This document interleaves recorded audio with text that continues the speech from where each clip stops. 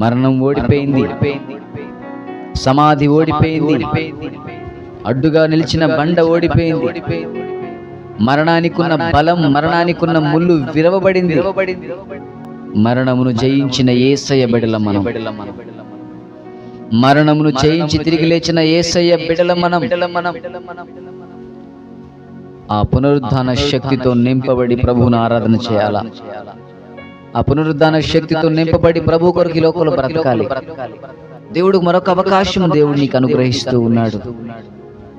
ఒక సత్యాన్ని నువ్వు సరిగా అర్థం చేసుకోవడానికి, దేవుని కొరకు జీవించే విషయాల్లో నేను ఎందుకు చేయాలి అనే ప్రశ్న నీలోకి వస్తుంటే, ఇదిగో సమాధానం ఇక్కడ ఈ రోజు నీకు దేవుడు తెలియజేయబోతున్నాడు.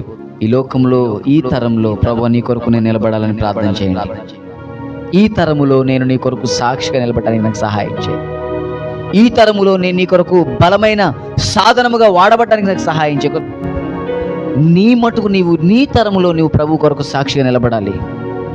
నీ కుటుంబంలో, నీవు ఉద్యోగం చేసే చోట, నీవు పని చేసే చోట, నువ్వు చదువుకునే చోట,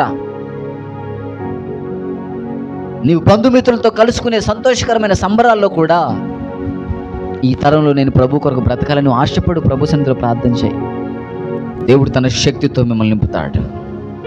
మన శక్తి, మన బలము, మన క్రియలు కాదు.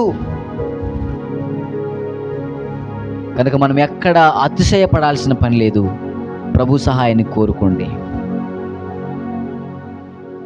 ఆయన స్తుతించడానికి సిద్ధపడండి.